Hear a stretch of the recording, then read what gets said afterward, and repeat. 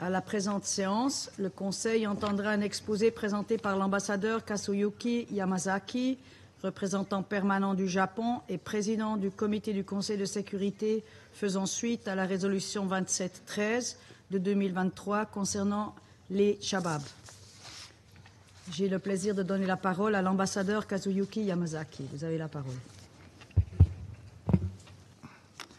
Thank you, Madame. Merci, Madame la Présidente.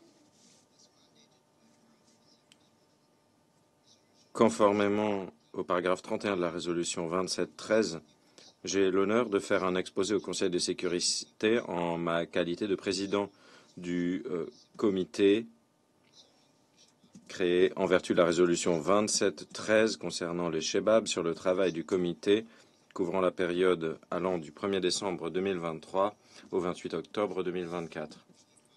Tout d'abord, je souhaite rappeler qu'avec l'adoption de la résolution 2713 et de la résolution 2714 le 1er décembre 2023, le Conseil de sécurité a imposé un embargo sur les armes focalisé sur les Shabab et reconnaissant les progrès réalisés concernant les critères de référence de gestion des armes et des munitions adoptés par la résolution 2662, le Conseil a décidé de lever l'embargo sur les armes en lien avec le gouvernement de la République fédérale somalienne et les forces armées nationales somaliennes.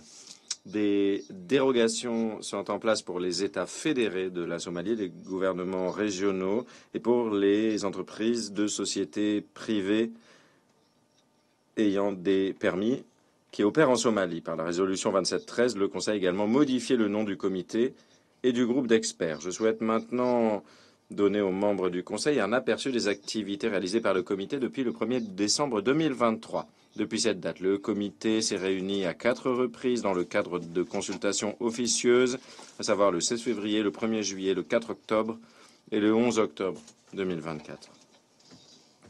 Au cours des consultations officieuses du comité le 16 février 2024, les membres du groupe d'experts créé en vertu de la résolution 2713 ont présenté leur programme de travail pour les mois à venir et ont échangé des vues avec les membres du comité. Le 1er juillet 2024, les membres du groupe d'experts ont présenté les principales constatations figurant dans leur mise à jour à mi-parcours complète.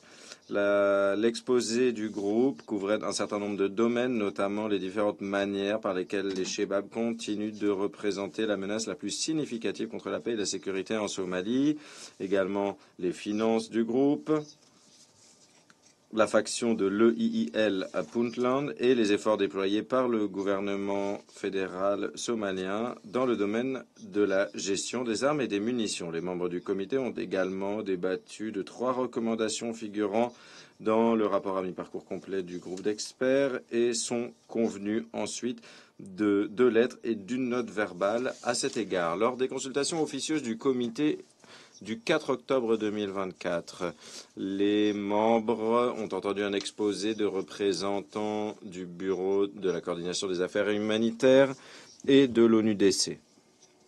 L'exposé de l'OCHA portait sur la situation humanitaire en Somalie et sur l'acheminement d'aide humanitaire en Somalie, y compris les entraves à l'acheminement. L'OCHA a également informé qu'il n'avait reçu aucun signalement de fourniture, de traitement ou de paiement de fonds, d'autres actifs financiers ou de ressources économiques à ou au bénéfice d'individus ou d'entités inscrites sur la liste des sanctions dans le cadre de la fourniture d'assistance humanitaire et d'autres activités qui appuient les besoins humains de base, conformément à la résolution 2664. C'est également le cas de tout détournement de fonds ou de ressources économiques. Il y a eu également des informations sur la gestion des risques et les processus de diligence raisonnables en place. L'exposé de l'ONUDC s'est focalisé sur les efforts déployés par l'ONUDC en appui de la mise en œuvre de la résolution 2713, notamment dans le domaine de la lutte contre les moyens de financement de Shebab concernant la mise en œuvre de l'interdiction sur le charbon du Conseil et également sur la prévention de la résurgence de la piraterie au large des côtes somaliennes. Le 11 octobre 2024, les consultations officieuses du comité portaient sur le rapport final du groupe d'experts et les 18 recommandations qui y figuraient, dont 15 sont examinées par le comité.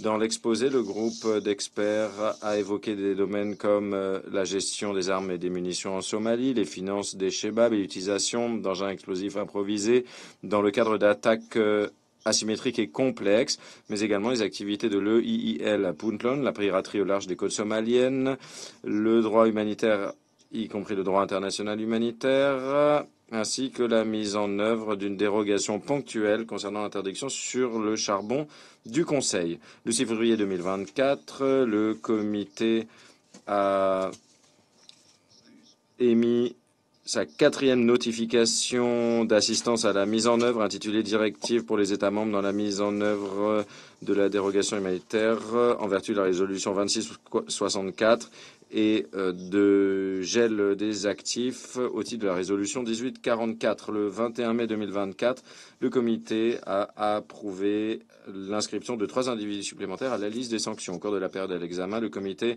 a reçu 2 notifications conformément au paragraphe 19b de la résolution 2713 liées aux restrictions imposées aux composants qui pourraient être utilisés pour fabriquer des engins explosifs improvisés. Merci. Qui de son exposé